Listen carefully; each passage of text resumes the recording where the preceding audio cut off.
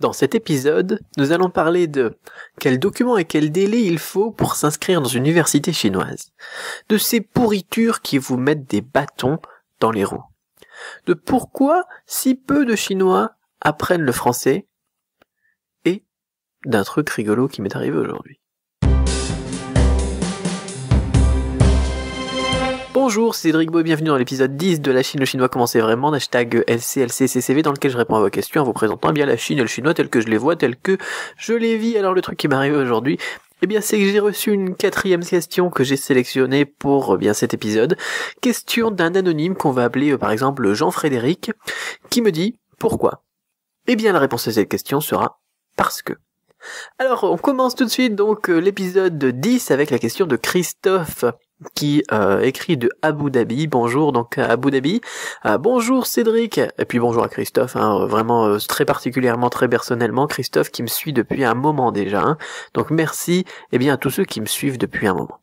Bonjour Cédric, quel est le moment de l'année pour s'inscrire à une université en Chine? Combien de temps à l'avance faut-il préparer cette inscription pour être là-bas le jour J? Quels documents sont exigés en anglais et en chinois par exemple? Merci. Alors on va se prendre donc dans l'ordre. Quel est le moment de l'année pour s'inscrire à une université en Chine? On va compter environ 5-6 mois avant le début d'un semestre. On va dire plus 4 mois peut-être avant le début d'un semestre. Par exemple, si vous voulez commencer pour la rentrée de septembre, généralement les inscriptions se passeront en mars-avril. Et donc il faut contacter donc l'université déjà à cette période, parce que sinon après ce sera trop tard pour les inscriptions. Il est important donc aussi de noter que je dis par semestre, c'est-à-dire que on peut très bien commencer, si par exemple vous y allez pour faire du chinois, on peut très bien aussi commencer lors d'un semestre qui commence donc juste après le nouvel an chinois, donc janvier, février. Et donc là on s'inscrira généralement pas en septembre, parce qu'en septembre ils sont trop pris, c'est comme pour janvier.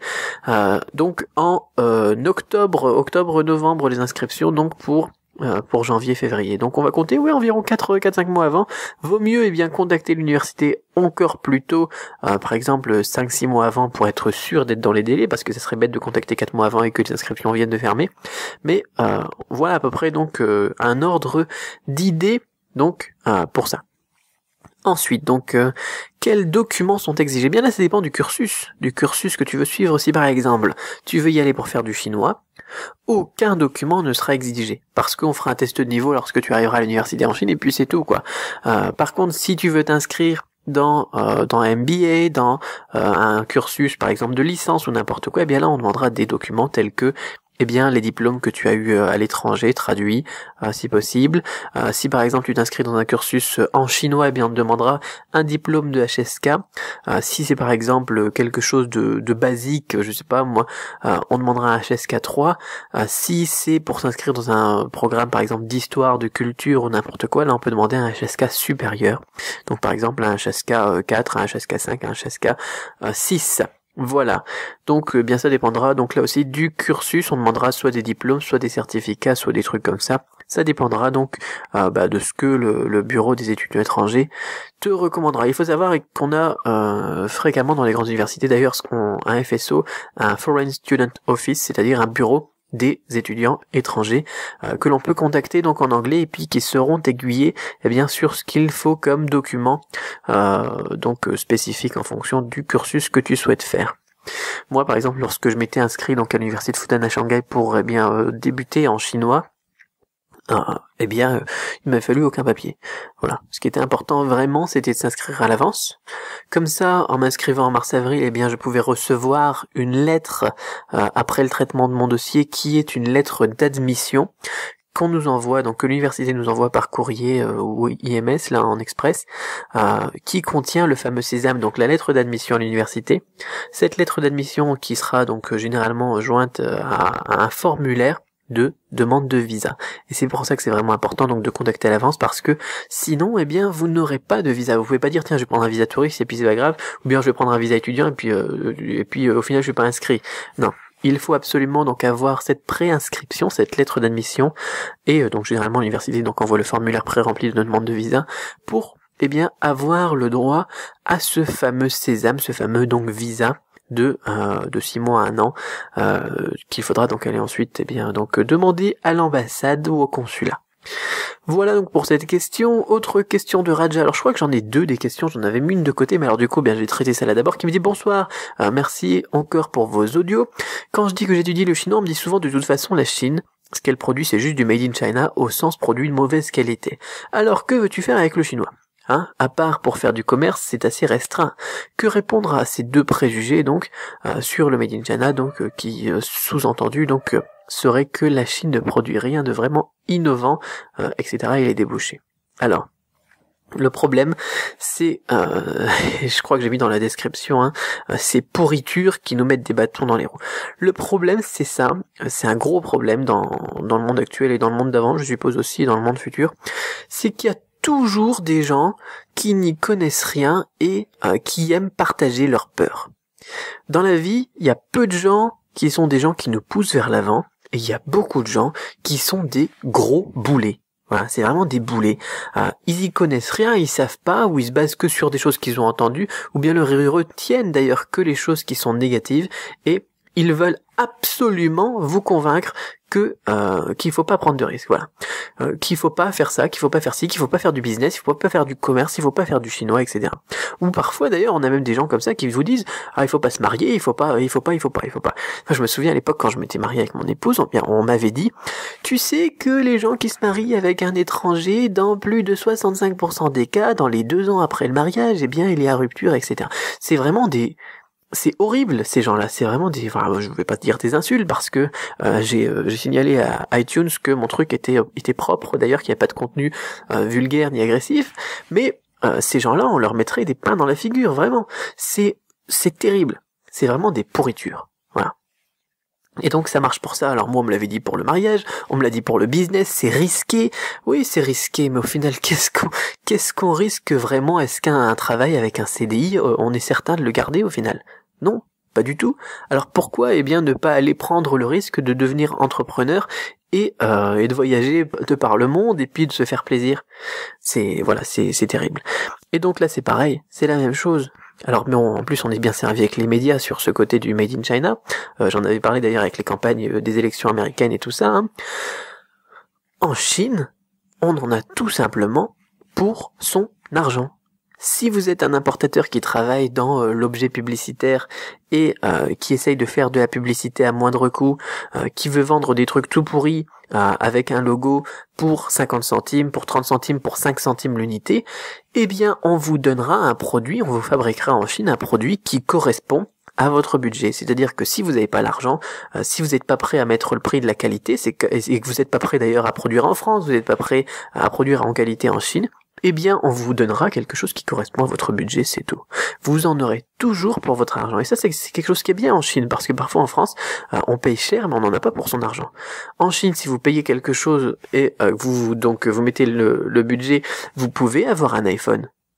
Après tout, est-ce que c'est un produit de mauvaise qualité, un iPhone ? Ça reste quand même quelque chose de pas mal, hein ? Bien évidemment, on a des buzz sur l'iPhone plié, etc. Mais un iPhone, un MacBook, ou un frigo à 800 € qu'on trouve à Auchan, ou n'importe quoi. Ou tout ça c'est des choses qui sont les choses, vous pouvez regarder autour de vous, les choses que vous achetez qui sont de qualité, une grande partie c'est aussi du Made in China.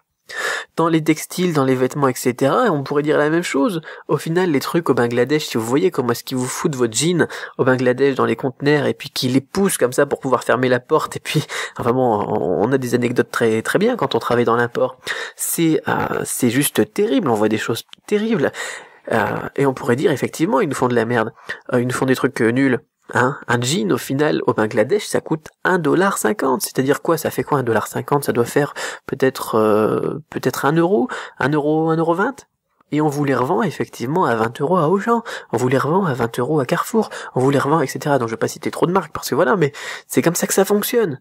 Voilà, c'est une idée, hein. J'ai rien contre Auchan et Carrefour, au contraire, d'ailleurs, j'aime beaucoup Auchan et Carrefour. Vous en avez pour votre argent, si effectivement vous êtes prêt à mettre le prix. Voilà, c'est comme ça. Bon, bien évidemment, après il y a des distributeurs qui se font plus ou moins de marge, mais Auchan, Carrefour, ça fait encore, ils sont raisonnables. Donc, il faut le savoir, en Chine, c'est pas du tout restreint. En Chine, c'est pas du tout restreint pour faire du business. Et la deuxième question, c'était aussi sur l'innovation. et sur les débouchés, etc. Quand on voit actuellement les personnes qui développent, je sais pas moi, quelque chose d'innovant, la 4G par exemple, la 4G, toutes les infrastructures actuellement sur la 4G dans le monde, c'est en majeure partie, je pense, en tout cas je pense, parce qu'on voit que c'est une entreprise qui est énorme, gérée par l'entreprise Huawei.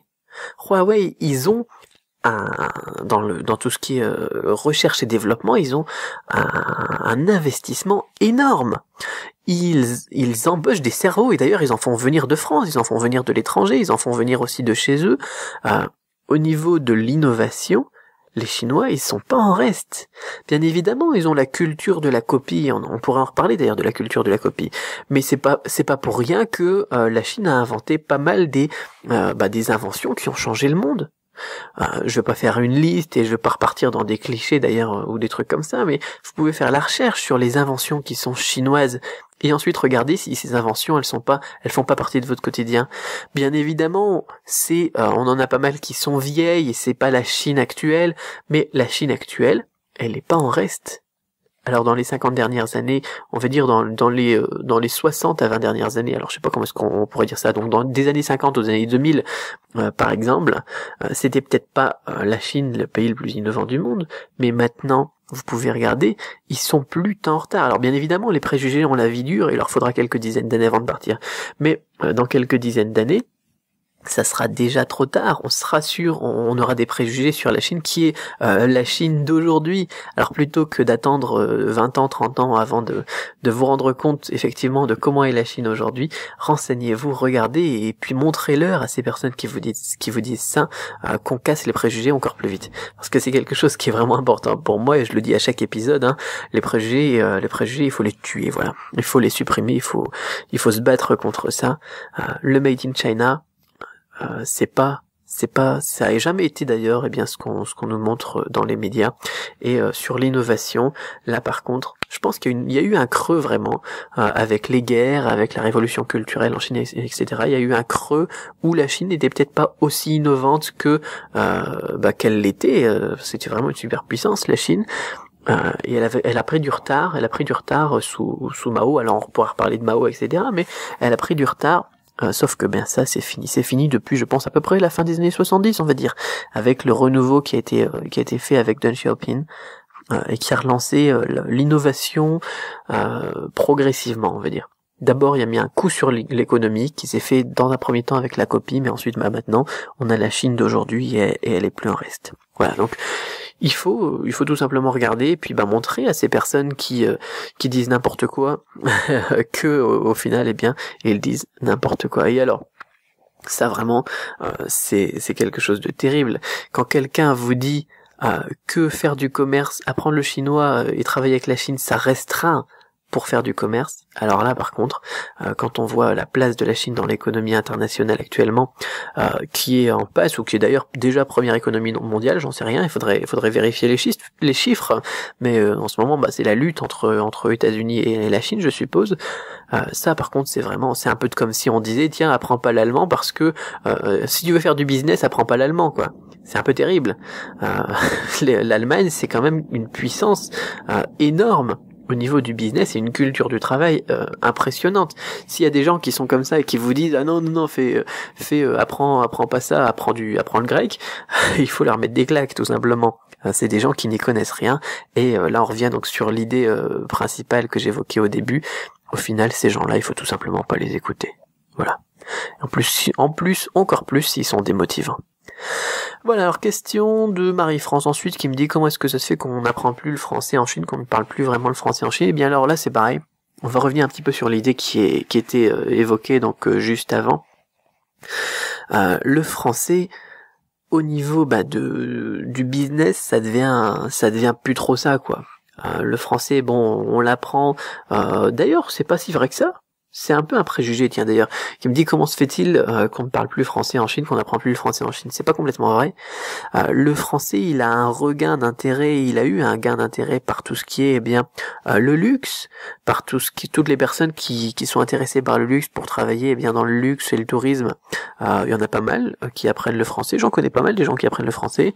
Après, on a bien aussi les personnes qui s'intéressent et qui s'orientent vers l'Afrique aussi. parce qu'en Afrique on a pas mal de pays. Je sais aussi d'ailleurs que un petit coucou à toutes les personnes qui sont en Afrique et puis qui m'écoutent. Vous le savez, et d'ailleurs si vous êtes en Afrique vous le savez encore plus, que les Chinois, de plus en plus, ils vont aller faire des partenariats avec des entreprises, en Afrique. Alors là, ça pourrait être une question, et c'est une question d'ailleurs qui mérite d'être retraitée, les Chinois en Afrique. Mais bon, voilà, au final, donc le français, ça reste une langue qui est importante, sur ce continent. Et là aussi, on a un regain d'intérêt, donc de la part des Chinois pour, le français. Donc, le français, c'est peut-être pas aussi prisé que l'anglais. Mais comme par exemple la Russie à l'époque donc de l'URSS, on apprenait de plus en plus le russe en Chine, là je pense que on va commencer, ou d'ailleurs c'est peut-être déjà le cas, il faudrait voir les statistiques, tiens. Je pense qu'on apprend de plus en plus le français en Chine. Voilà. Alors ce sera tout, la question 2, j'ai vraiment envie de parler beaucoup sur la deuxième question, la question de Raja, sur ses préjugés, sur le Made in China, parce que vous savez aussi que je suis dans l'import, sur l'idée que ça serait restreint, d'apprendre le chinois pour, si on est intéressé par le commerce. Alors là, je peux vous le dire, parce que je suis dedans, que c'est pas du tout, c'est vraiment un atout, un avantage génial. Et sur la qualité, tiens, il y a quelqu'un qui m'avait dit une fois, c'était un client qui m'avait dit je veux la meilleure qualité au meilleur prix, et c'est tout simplement, voilà, c'est ça qui pensent les gens. Au final, vous en aurez tout simplement pour votre argent. C'est pas possible de dire tiens, je vais aller produire en Chine pour avoir le prix le plus bas et essayer de faire quelque chose de qualité. C'est pas la bonne mentalité. Voilà, on en a pour son argent. Si on veut faire quelque chose de pas cher en grande quantité, on peut le faire en Chine.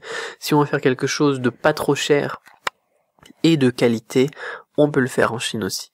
Par contre, si le but c'est juste de faire les prix les plus bas, effectivement, et c'est souvent ce que recherchent les entreprises, effectivement, on en a pour son argent, et c'est ça qui a donné naissance au cliché du Made in China, des produits tout pourris. Voilà, donc ça c'est la faute à nos importateurs. Et moi, en tant qu'importateur, d'ailleurs, je me bats contre cette idée. Vaut mieux produire quelque chose qui coûte peut-être un petit peu plus cher, mais qui a vraiment une valeur pour le client final, c'est-à-dire vous, et moi d'ailleurs aussi, plutôt que de se dire tiens, on va faire de la merde pas chère. Alors, sur ce, posez-moi une question. Posez-moi encore des questions. J'en ai pas assez, moi. Posez-moi des questions. Allez sur du-chinois.com/question au singulier. Et posez-moi encore une question. Ça me fera, du contenu. Ça vous fera d'ailleurs du contenu et des nouvelles choses super intéressantes. Parce que quand je dis des trucs, c'est toujours super intéressant. Et super modeste, encore une fois. Donc, pour les prochains épisodes. Et ma question pour vous aujourd'hui, d'ailleurs. Qui, dans vos proches, vous pousse vers l'avant? Parce que je sais que des gens qui vous poussent, qui vous tirent, des boulets, on va dire. Des boulets, je suis sûr qu'il y en a plein. Mais qui, dans vos proches, est la personne qui vous pousse vers l'avant? Répondez en commentaire, et une fois que vous aurez répondu à cette question, passez-lui un coup de fil. Voyez-la, allez boire un café ensemble, et vous comprendrez maintenant l'importance que ça a, ces personnes-là. Gardez l'esprit ouvert, et ensemble, tuons les préjugés. On en a beaucoup parlé des préjugés. Tuons-les. Voilà. Mort aux préjugés. Et on se retrouve dans l'épisode 11 demain.